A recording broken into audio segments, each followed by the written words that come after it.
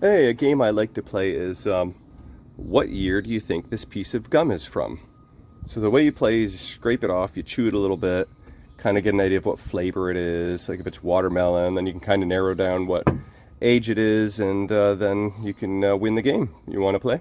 I'm Mike Dimas, and this is Pinball Shenanigans.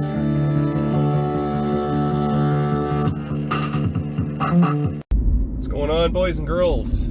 Today is hot. I actually just did a little video on my Sure Shot. I was tinkering around at the garage there, and I got real hot and sweaty. And I thought to myself, after I got home and hung out in the AC for a bit and recuperated, I thought, wouldn't it be a good idea to go move another pinball machine? So that's what I'm doing. And just for fun, I checked the weather before I left, and the Humidex says it feels like 41 degrees Celsius. 41. I checked also, and that is 106 degrees Fahrenheit for all the other shenaniganders that don't use the Celsius action. So yeah, what a great day to get Jay and I to move a pinball machine. I asked him, today's his day off, and he said he was willing and able, so I'm gonna go to storage, pick up the machine, load it in the vehicle, and then go knocking on Jay's door. So I have decided that my next project is going to be Gottlieb Genie. And okay, so I didn't really play a lot of Genie. I don't have much experience on it. I played it at Pinburg, and I'm not sure where else I might have played it. Yeah, Kevin used to have one, but the one or two times I was there when he had it, I refused to play it because I want to play Genie for like get my first real good experience of it on my own machine. I'm kind of weird like that. He also had a Mystic, and I refused to play it because I have a Mystic in storage, and I want to shop it up and play it. Just get my first real true experience on it of my own machine. Okay, let's turn up my AC, point it towards my camera because my camera's in the windshield, and I'm recording, so those are reasons why my phone is probably gonna get very hot. So let's crank up this AC and turn my vents up. So the most experience I have playing Genie was before I really had a collection. Like maybe I had, I don't know, 5 machines or something, and I used to own the Pinball Arcade on my tablet, and I had a bunch of the old Williams packs, had a crap load of games, and I used it quite a bit. We'd go on pinball road trips to like tournaments, like say Michigan or something, to Andy Rose's tournament. And in the hotel, I'd have my tablet at night playing Pinball Arcade. And for whatever reason, I remember playing Genie on that quite a bit, trying to get all the achievements. And I just thought that game was really awesome. And thought it would be cool to own one day. And like I said, I was able to play it at Pinburg in competition. I can't remember. Yeah, it was Pinburg.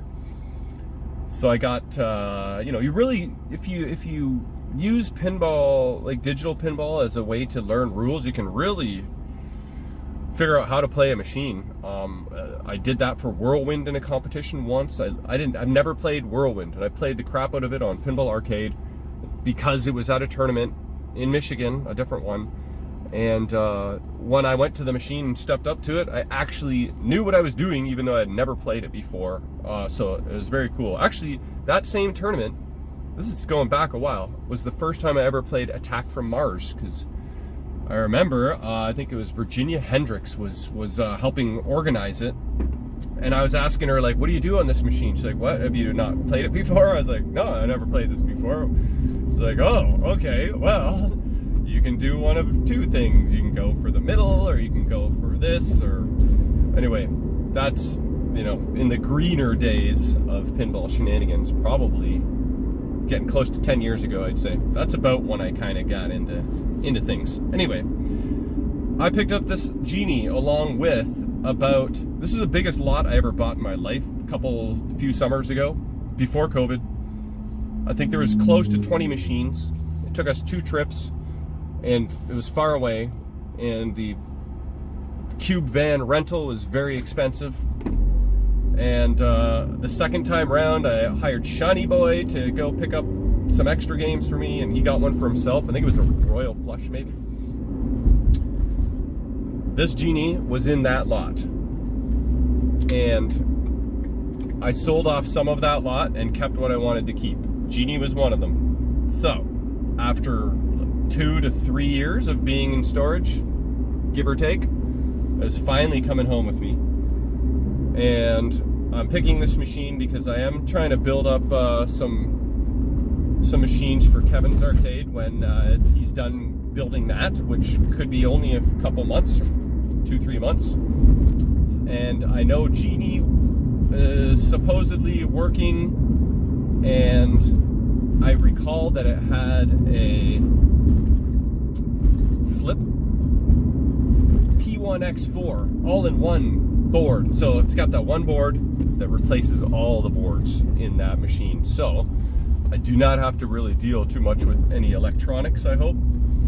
And if it was already playing, then it should be fairly reasonable to dial in, tweak, shop up, and get going. Kind of like the Space Invaders I just did. Did not require any major overhaul, just updates and upgrades and refurbishment. So I blabbered away a lot there. Sorry, I wasn't really planning on that. Hopefully you just fast forwarded this whole part and you just cut right to the Genie action, which will be happening very shortly. Hey man. Hello. Thank you. Thank you. All right. Thank you. We're not doing anything without getting $1 large Diet Coke first. Yeah. Okay, here it is. Gottlieb's Genie wide body. What is this, 1979? I haven't ever scrutinized it yet. I looked at it, but there's looking at it and then really studying it. This mirrored back glass is beautiful. It's original. You can see a little bit of wear here and there. But all in all, it is in real nice shape. I'm liking what I am seeing a lot. So the bag of hardware, what do we got in here? DC Amusements. Danny Birch. I've dealt with Danny before. Wonder how old that business card is. What else do we got? What other personal information should I be sharing with the world? That is a receipt. This is a receipt. I'm not going to show you because there's personal information on there, but it's from DC Amusements. And let's see if I can show you this much.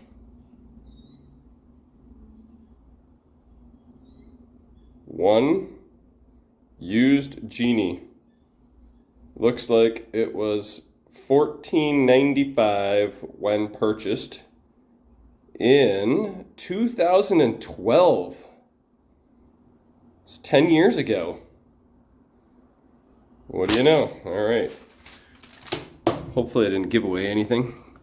I gave away DC Amusements' phone number, but an address, but they're advertising. So there you go, DC. Danny, shout out to you. What was the game you bought off me last? That was my Matahari project. EM came with a new Playfield and a new CPR back glass too. Okay, so anyway, that's just a photocopy of the manual. I already grabbed the keys and stuck them in. So let's take a look. I've been in here before. It's been a long time though. Let's see if anything has changed. Hey, look at this back glass. That is nice. That is very nice. Okay. All the displays look good. You want to look for black dots in the corners. If you see white dots, then the display has gassed out. It looks like we got some 455 blinker bulbs. I wonder what the manual says is the correct location for those, if any. Okay, here we go. A whole lot of nothing.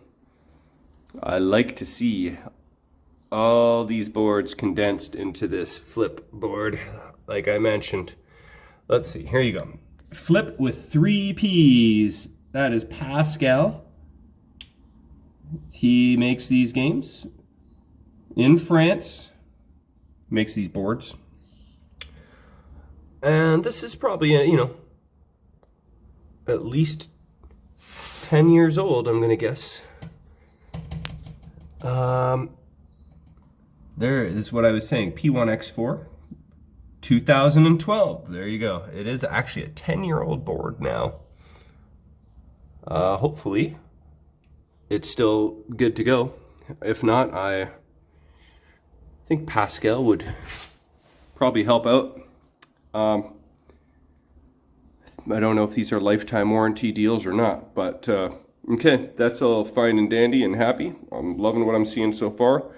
Let me load up the head and then we'll take a look at the body. All right, here we go. Genie's body, wide body. What was I gonna say? La la la la la la la la la la la la la la la. La la la la la la la la la. La la la la la la la la. Okay, I have no idea what I was gonna say. I had something right on the forefront of my brain, but that synapse must have severed. Oh, I remember what I was gonna say now. This machine was in a storage unit that I had before that rain got in and leaked and destroyed my Addams Family. If you want to see that Addams Family video, type in Baddams Family, Addams with a B, and you will see what happened to it and what Kevin did to restore it, which he turned a serious moldy, nasty lemon into the most wonderful lemonade one human could ever drink. So this was in that same unit, but it only suffered more like humidity than any actual physical water damage.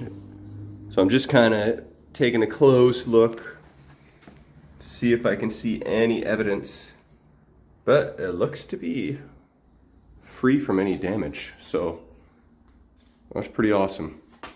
Okay, all in all, I'm liking what I'm seeing. That was the kind of far away view, and now the closer view, we can see that all in all, the playfield is pretty good. I mean, we got some spots here. That's pretty easy to touch up. 3 colors, red, black, yellow. I could do that. This area up here is a little worse for wear. These original targets, red and white. I thought maybe there was, I thought it was going to be something more like this. But I could be wrong. I'll have to take a look. Got the original spinner. 4 flipper, 5 flipper action. The rubbers are, you know, I guess we know now they're 10 years old. Assuming Mr. DC re-rubbered the machine before selling. A little bit of kick out wear here. All in all, the plastics look to be intact. Yeah, very cool, very cool. What was it? Stellar Wars? Williams?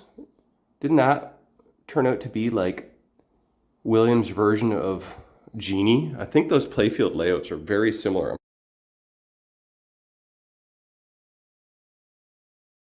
pretty sure it was Stellar Wars. So yeah, but I never really played Stellar Wars either. So looking good. All right, I guess it's time to load this bad boy up and then call upon Jay the neighbor to help me get this beast into the basement. All right, Genie's all loaded up. Can you see? There we go. Uh-oh, my magnet. There we go. Okay, so on the way home to bring this into the basement, I actually don't really have a spot to set it up just yet, but almost done with Space Invaders. So I'll fold that guy up and set Genie up once Space Invaders is removed. But what's floating around in my face? Time to see if Jay is available. On the hottest day of the year. Thank you, buddy. We got her down. It was tight. It was very, very tight. All right, the easy breezy part now, the head and the legs. And can't wait to have to bring this machine back up. Oh, yeah. She's tight. Okay, so we got everything put back together again. The door and railing is off. The railing, hand railing on these steps is off 90% of the time, just because it's much easier that way, but you know, it's better to have it on in case you slip and break yourself in half. You don't want to do that. So I should really put it back on, but I may or may not. It kind of just hangs out back here for the most part. Anyway, Genie's just going to hang out here until it has space, which is being occupied by Space Invaders. I just have to do a little bit of clear coat on the touch-ups I did on this guy and do some more play testing, and then that should be ready to go to Kevin's arcade. And then this guy will be next in the queue. So this is this will be part 1 of Genie, and next time you see another Genie video, we'll pop this guy up on some legs and inspect the guts on inside the cabinet, see if there's any hidden treasures, and you know, test her out, which will be awesome and exciting. So stay tuned for that video. Thanks for watching. See you guys on the next one.